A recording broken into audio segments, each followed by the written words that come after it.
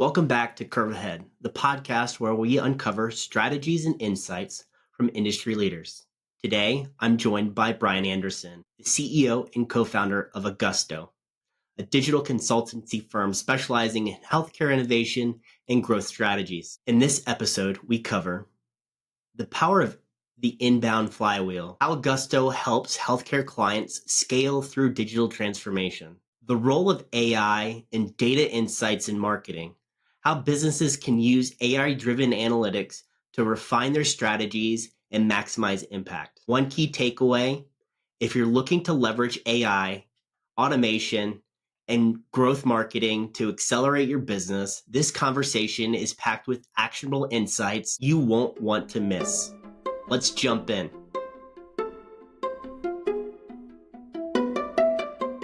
Hey, Brian, welcome to the podcast. Do you mind introducing yourself? Hey, Brian, thanks. My name's Brian Anderson. I'm the CEO and co-founder of Augusto, and I live here in Grand Rapids, Michigan. What inspired you to start Augusto? I was an employee for, I think, 17 years of my life. I would see problems that I wanted to fix, and I couldn't fix them within the structures. I realized at that stage that it was time for me to be an entrepreneur. I had a lot of ideas, a lot of vision around what I wanted to do and kind of what I wanted to do differently and what I wanted to take, what I learned through that journey. And so I wanted to build a company that embodied those thoughts and embodied like kind of the idea around abundance and building a great culture to work within. So that's really some of the early inspiration. And I knew a lot about digital and tech and software and design and consulting. And so I kind of worked on putting those elements together into Augusto. And I'm a big believer in investing in myself, invest in everybody. I would tell invest in yourself. Warren Buffett, I think, says that often, is like the best investment you can make is in yourself. I got, like you said, like you went to school. Well, you could justify that one way or another. It's expensive, but like I would think in hindsight, you learned a ton and you invested in yourself and you're still reaping those benefits, over time. So there's never anything wrong with investing in yourself, no matter what it is. I think that there are cheaper ways to do it, right? You spend a lot of time learning if you're reading a lot. So this is kind of this continued learning for me, is having conversations with other founders and CEOs and just kind of understanding what inspired them to be where they are, where they stumbled along the way. And then hopefully like I can keep some of those life lessons in the back of my head as I move through my organization and have that grow, that I'm like, oh yeah, I remember talking to someone and they saw this thing and then they fell into this ditch. So let's try to avoid that and move past it. Yeah, you're so right. Like 100%. And I think, your previous point is like, there is nothing like just doing it. You can read it and study it and go to school about it. But until you actually do it and deal with the ups and the downs and the struggles of it and the learning and the growth from it, like it's all theory. And so, and then when you get into that journey, it's definitely about people, I mean, there's a mission and you want to get people around you that can help you in different ways. Let's talk about that. Let's talk about the people. Who are the critical people in your mind that you should surround yourself with early on in the development of an organization? Like, who are the key people that you should seek out, that I should seek out, like early on in my organization growth? That's a great question. I think there's layers of that, right? So like in the very early stages, I think that it's really important to have partners. I also think it's really good to get in tune with who you are as a person. I remember going through a phase where I was taking as many personality tests as I could because I didn't completely understand what my strengths and weaknesses were. And getting to the point where you actually have a pretty good clarity around what are your strengths and understanding that you don't have to be great at all of your weaknesses. You really just should be really great at your strengths and then improve your weaknesses, but they don't have to get as much attention as improving your strengths, because those will create a lot more flow for you. And so it's like kind of that whole idea of like getting in tune with yourself, know what your strengths are, and then find partners that actually have opposite strengths, or complementary strengths to what your strengths are, and figure out how to synergize with them, how to like create win-win scenarios where if you work together and you grow together, that you're both going to benefit, or you're all three or four, however many partners you need. But like start there because you can really, that's the core of what I've done in everything. That's how I'm able to work across multiple businesses, is because I build up partners. And then from that extends teams. And, I would consider, a fair amount of my team members partners, although maybe they're not, equity owners in the business, but like they're definitely partners. And I want to build people that like we're building incentivization programs and we're like trying to win together and work on problems together.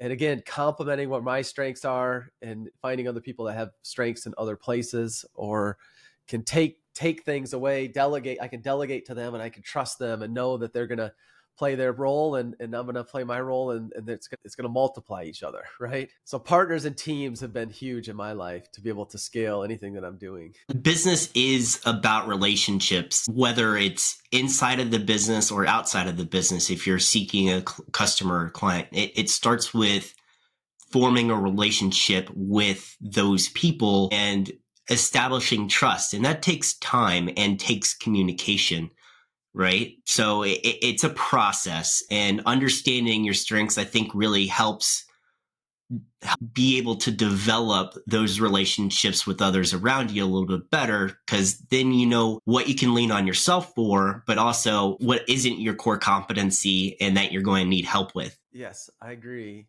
And, like I kind of came to the realization that I was a visionary person and I'm a creator kind of personality. So like you don't want me to be the person that's, dealing with all the details and all the operational details or financial details. Like you'll get good, but you won't get great, And so I want to make sure that like I put people into those roles that like that's their passion, that's what they're great at, and that like we definitely can build trust. Everything is built on trust. Like we have at Augusto, we actually developed this equation that we talk about all the time. It's called the growth equation, and it's growth equals value times trust. And we believe on that internally.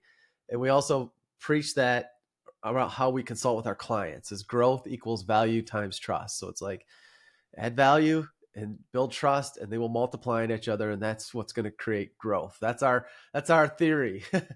So far in a decade, that's been ringing true repeatedly. I'm going to definitely steal that one.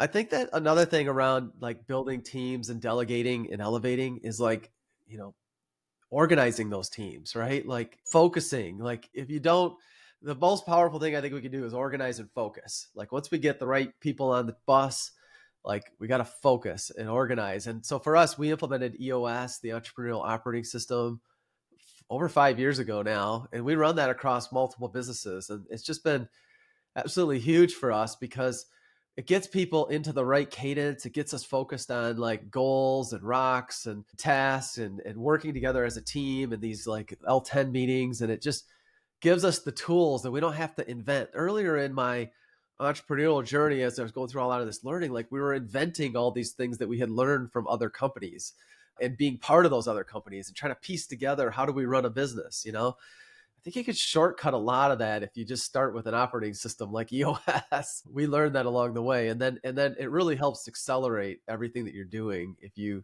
get disciplined into running those processes with your teams. You've mentioned a couple of times now being involved with multiple organizations. How do you balance your time across everything and make sure that nothing is being dropped?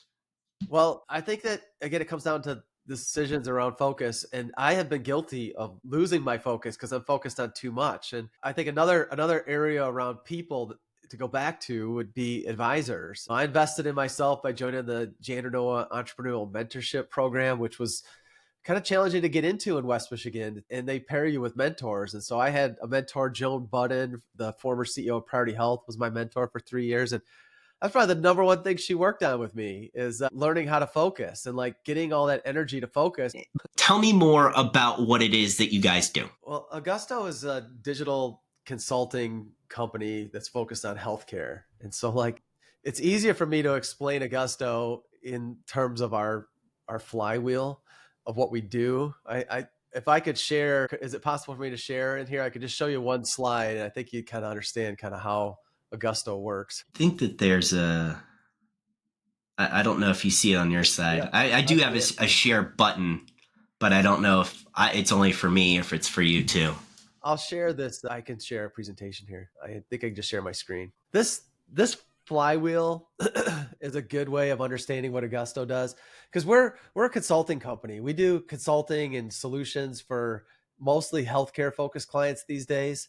Um, and um, we developed this flywheel concept off of our strategy and off of learning uh, about it through HubSpot, right? So there's this idea of the inbound flywheel. And the idea of the inbound flywheel is really a growth strategy around um, attracting, engaging, and delighting customers.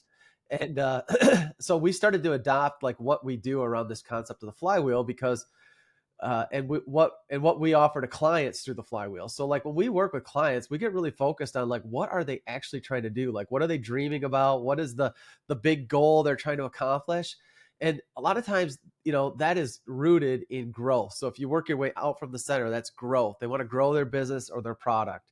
And we've got a 4-step process called the acceleration process, where we get immersed with them and we help them strategize. We do these Rumble workshops. They're very specific processes around how we bring people together across silos inside of organizations. And then we help to kind of move projects forward that are of like the digital nature. People are usually trying to improve their digital experiences with their customers and attract more customers and delight them along the way. And so that leads us into mapping of what it is and like what a roadmap looks like of what's next.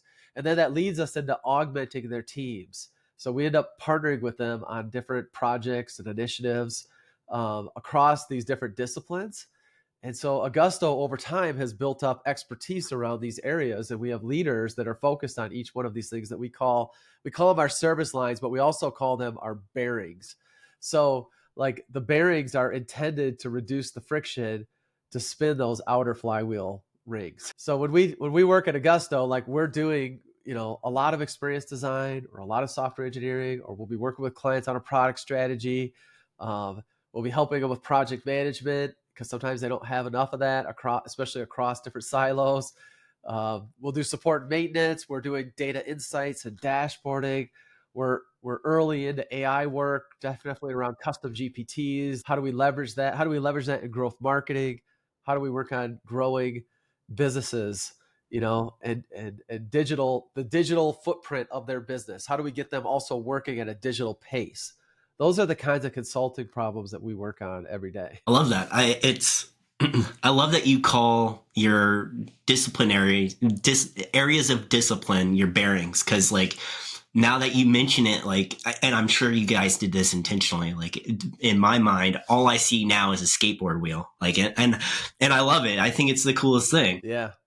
Yeah. It took us about like 8 years to get to the point where it was this articulated, but over time we grew, right? I mean, we started with software engineering and project management, and then, we worked on adding experience design, and that's rapidly grown, and product strategies outgrown from that. And kind of, it was blended in. So it's like all these areas, if you work on these digital businesses, if you work on SaaS, or if you work with companies that are trying to do a digital experience, you quickly realize that like all of these things are necessary.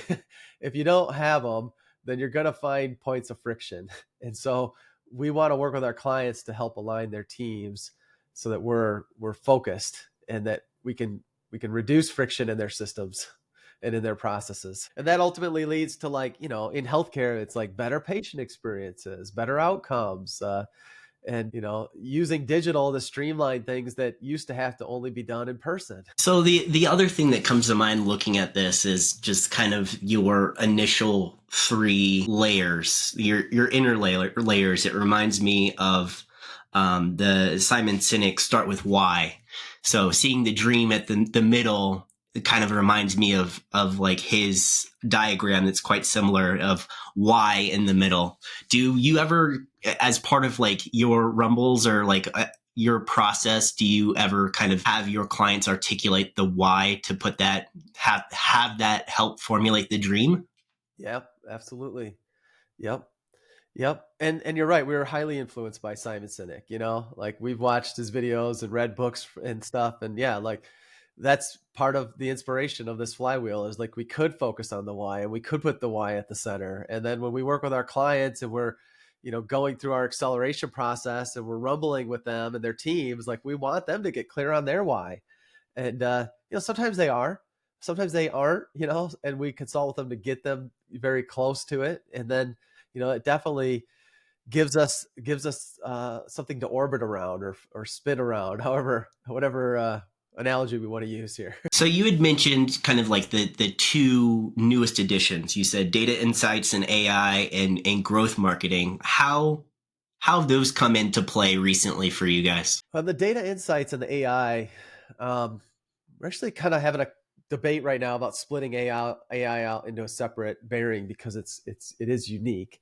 But we're helping clients with custom GPTs, take advantage of technologies that are integrated with AI, like conversational chat agents, chat bots. Like we did one of those for Boston Children's Hospital, and then they're constantly evolving. And then as you look at because there's kind of like the integration of that AI into these different solutions, but there's also, once you start building these custom GPTs, you can start to think about how do we leverage the content that it can produce, and how can we leverage that in growth marketing, and how can we, run campaigns and streamline the process of the development and the execution of these campaigns with AI. Then you start thinking about things like AI agents, and you start to think like, oh, we can start to automate more of that stuff. And we can start to have these agents that are thinking and doing research or doing sales or doing different kinds of, content strategy work. And it just opens up so many more opportunities around thinking around growth marketing. And that would be like me describing like coming from AI into growth marketing. But like traditionally, like we're also working with clients on content strategy and working on SEO and working on, the consolidation of thousands of pages of website content when a health system does a large merger. How do we get the right content merged in? How do we help build, into that, whatever the new brand is or the consolidated brand? So there's a lot of work going around content in growth marketing. Um, it's just a big space. Yeah. It's a big Yeah. I space. mean, for me in my business, in my mind, right? Like the content is always part of the upper funnel, right? Outreach, whether that be warm or cold, like that's upper funnel. And then content creation is also that, because it helps build brand awareness, or, gives people additional insights into what it is that you do or how you're accomplishing something. So like content has to be and should be key pillars of most brands when they're talking about anything in their business. Exactly. And then as you start to think about how content is integrated into your digital experience and your website, that's usually leading you into a funnel, right? It's leading you to like, getting educated, you're working through the buyer's journey, and you're trying to get to the point where you want them to convert, and you want them to like do something on your website that leads to a conversion, that leads to you doing business, making more revenue with, you know, more customers. 100%. And Right. serving your existing customers and driving the LTV of your existing customers, and making that a delightful experience where they become promoters of your business. And that kind of goes back to the data insights and analytics, or data insights and AI. You can use AI and data insights to refine that process, or see where things are getting stuck, or, just evaluate kind of the whole pipeline approach that you are trying to create from this growth marketing and your content creation. Absolutely. Absolutely. Like a lot of times it's interesting because there's these different disciplines. And so like, people will get all excited about running campaigns and building all this content stuff, but it's like, did it actually work? Are there ways to test that earlier to see if it was going to work before we invested $100,000 into it? Um, and so like getting to the point where you have people who like know how to collect the data, organize the data, report on the data, build the dashboards, build the weekly emails that are coming at you. Those things become extremely valuable. And help guide you to make the right decisions around what you do in growth marketing and product strategy work. Yep, 100%. This is awesome. I think that this is another thing that I might kind of steal and modify for my own practices. Well, good luck. I think it is meaningful. And I think that obviously we want to continue to differentiate, and it takes a lot of time. it takes a lot of depth. You got to build a team. No one person is capable of all this stuff, um, and you need people who really care about these areas, that want to go deep into them and want to work together with each other and want to help clients and clients, want to, listen to you and take your advice and actually help you be successful with them, as well as you help them be successful with their growth strategies. So let's talk about your original core competencies and how they've kind of evolved over the last 10 years as you've realized these additional areas needed to be added. So you had mentioned that software engineering, project management were your initial core competencies. How have those roles and positions in your organization evolved over the last 10 years to support all this additional work that's coming in? Well, I mean, if you just think about the journey of an entrepreneur, right? You're an entrepreneur, and in the beginning, it's kind of a hypothesis, right? It's kind of like you have a feeling, and you kind of have like desire, and you have will at the moment to like make your vision come alive. And so, like, the beginning is like, we're starting small. I mentioned software engineering was like where my partner's core competencies were with me. And I had sales and vision, and I knew experienced designers. I knew project managers and stuff, but we wanted to go out and help clients build apps or, systems. And we have depth there because we had a lot of experience, but like that, that was a hypothesis, and we were able to win a few clients that let us, work with them in those areas. Software engineering, probably the primary one to start with. Um, and we recognized like how important experience design was to software engineering, especially in this digital space where you're creating experiences for people.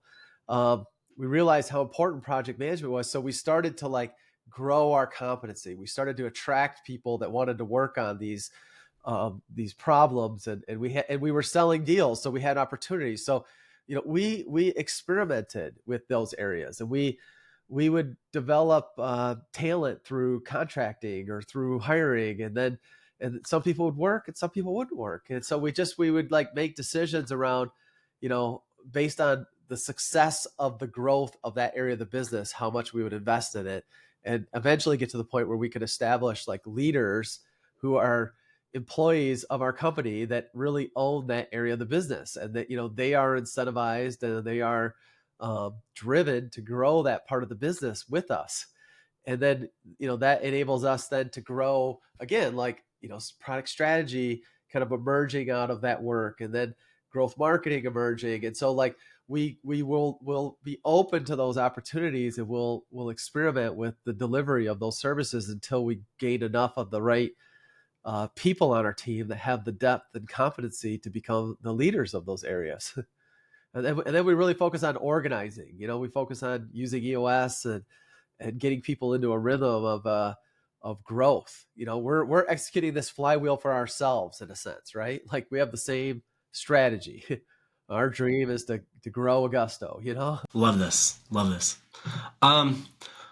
So Brian, it's been a great conversation so far. Thank you for putting up with all of my questions. But we were coming to the end of our podcast episode. So this is where I give you 90 seconds to plug anything that you are passionate about. That could be Augusto. It could be another organization. It could be a charity. So without further ado, the next 90 seconds are yours. Well, thanks, Zeke. I'm really excited about the team at Augusto and the work that we get to do with clients. I'm really excited about some of our clients and some of their foundations.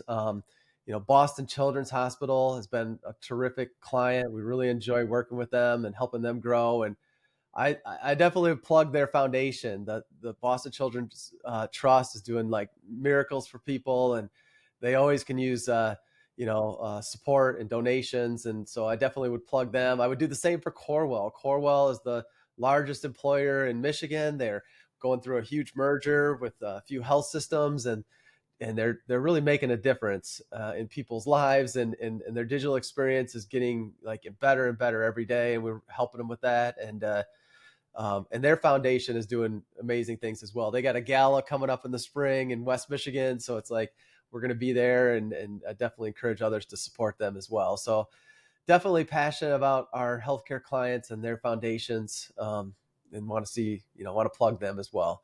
I'm really excited also, like that, my team continues to evolve, um, our marketing and sales team. And so like we just published a Boston Children's Hospital case study that we worked with them on, and got approvals. And, that's actually a process.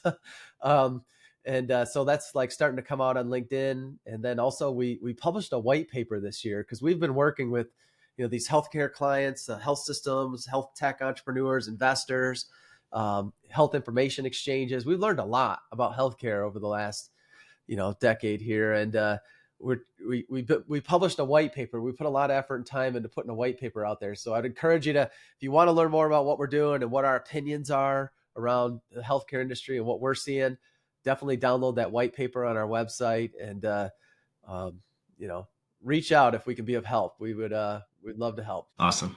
Thanks again, Brian. Thank you, Brian.